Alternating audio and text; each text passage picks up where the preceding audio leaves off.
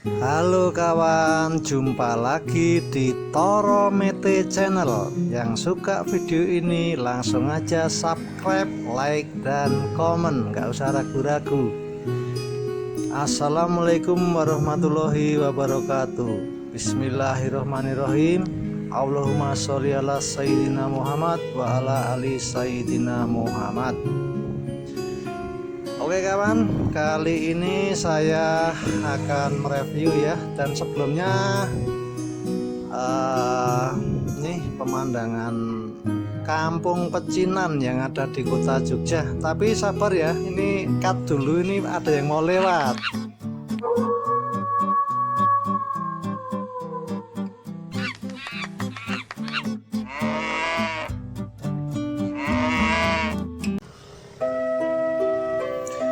Oke kawan, kita lanjut saja. Kita mereview. Inilah lokasi Gapura Kampung Pecinan yang ada di tengah kota Jogja, tepatnya di Malioboro ya, Jalan Malioboro sisi selatan.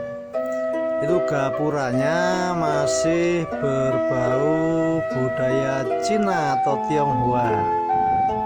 Nah, di sini banyak sekali menyimpan berbagai kisah sejarah ya, menyimpan kisah sejarah. Untuk kisah sejarahnya, oke, to the point aja tanpa basa-basi, langsung saya ceritakan ya. Di Gapura Kampung Ketandan Pecinan atau Tionghoa ya, ini berpenduduk Tionghoa di dalamnya. Ya, sejarahnya ini sekilas sejarah aja saya ungkapkan di sini. Kampung Ketandan terkait erat dengan eksistensi komunitas Cina di Yogyakarta. Di Yogyakarta ada beberapa daerah pecinan, salah satunya di Kranggan, Tugu ke utara ya, Tugu ke utara atau ke barat itu di Kranggan. Dan yang paling utama, salah satu kampung Tionghoa atau Cina yang terpopuler adalah di Ketandan, yang berada di jantung kota Yogyakarta. Ketandan terletak di utara Pasar Beringharjo ya. Saya ulang lagi, Ketandan atau Pecinan Kampung Cina ada di utara Pasar Beringharjo, Jalan Malioboro. Gapura Kampung Ketandan terpasang di depan kampung pinggir Jalan Malioboro. Demikian saya lanjut. Keberadaan Kampung Ketandan juga terkait dengan tokoh Tionghoa yang bernama Tan Jin Sing yang hidup di antara tahun 1760 sampai tahun 1831. Kenapa jejak ini bisa ditelusuri? Ya, karena penelusuran ini hasil dari penelusuran di Belanda, bukan di Jawa ya, tapi di Belanda. Diketahui ada sebuah peta daerah istimewa Yogyakarta di Belanda sana masa Tang Jin Sing hidup. Nah, demikian kawan sekilas infonya. Saya lanjut lagi nih. Konon Tan Jin Sing saat itu merupakan seorang kapitan Tionghoa. Apa itu kapitan? Kapitan adalah mana tadi? Wah, tapi sebentar ya, ditunggu dulu, ini ada yang mau lewat ya. Ada yang mau lewat, monggo ditunggu dulu.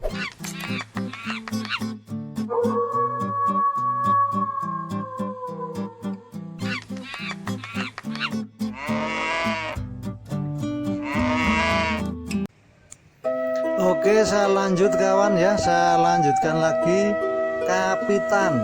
Kapitan Tionghoa itu artinya kepala golongan penduduk Cina yang dikenal sangat pandai menguasai 3 bahasa, yaitu bahasa Inggris, Hokkien, Jerman, dan juga Mandarin.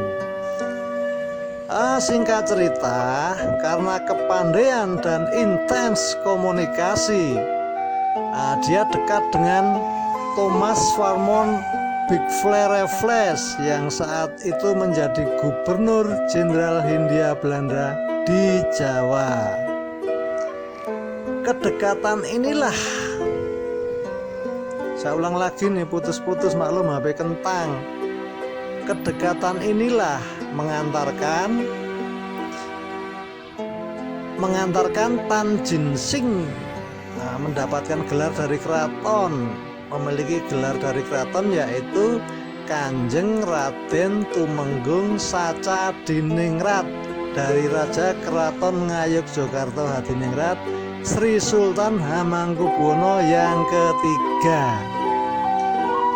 Demikian kawan, cerita tentang sedikit sejarah flashback atau kilas balik.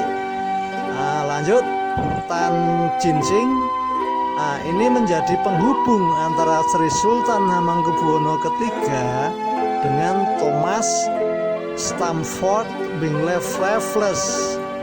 Karena jasanya itu, Sultan Hamengkubuwono ketiga mengangkatnya sebagai bupati dan diberikan gelar KRT Saca Diningrat. Namanya juga sudah abadi di Jogja menjadi nama jalan raya. Wah, ini udah nyampe selatan ini. Saya udah nyampe selatan ya. Saya lanjut ceritanya ya. Sultan Hamengkubuwono ketiga juga memberikan hadiah tanah kepada Tan Jin Sing di daerah Ketandan yang sangat luas. Dia bertugas mewakili keraton di kalangan Tionghoa waktu itu. Demikian kawan.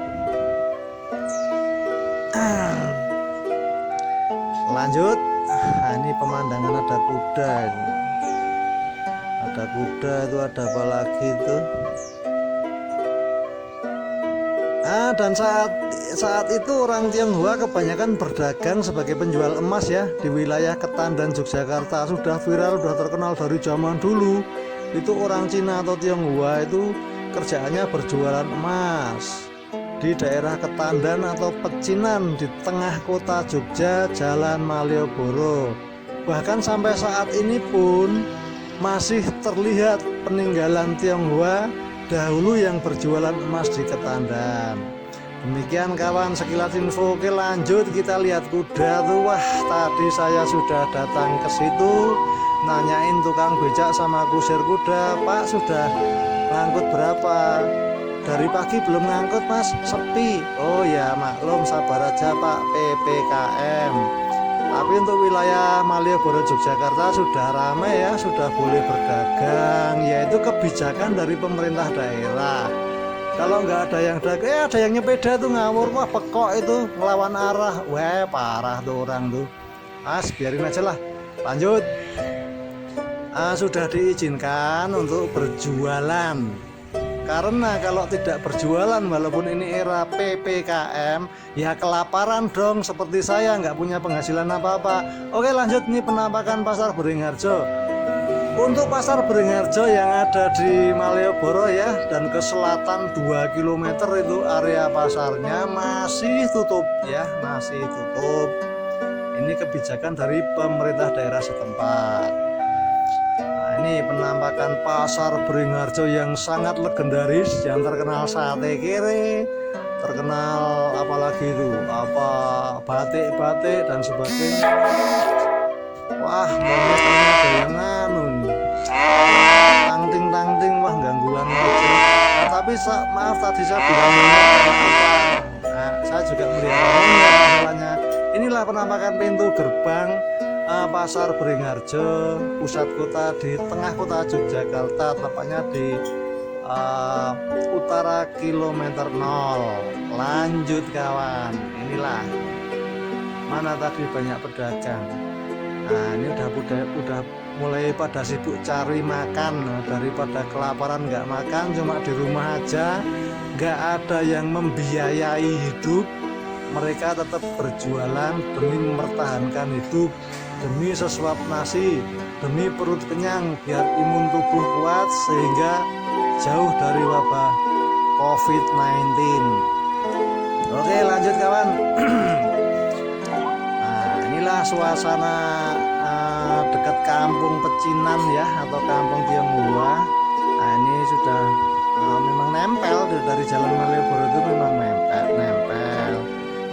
Ini situasinya sudah kayak gini, sudah mulai rame, tapi tetap patuhi protokol kesehatan, hindari penyebaran virus COVID-19 yang sampai saat ini semakin merajalela.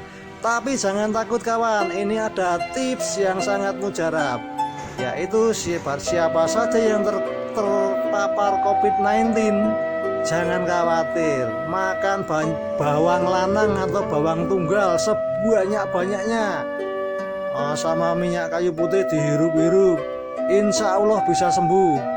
Karena COVID-19 sudah saya anggap lemah menurut pendapat saya sendiri. Kalau pendapat medis sudah lain. Nah, demikian. Lanjut lagi nih situasi Jalan Malioboro ya, itu banyak orang yang sudah naik sepeda, itu becak-becak itu juga mau mencari nafkah untuk anak yang ada di rumah biar nggak kelaparan. Kalau di rumah terus dapat hasil dari mana? Siapa yang mau nyumbang? Siapa yang mau peduli sama kita?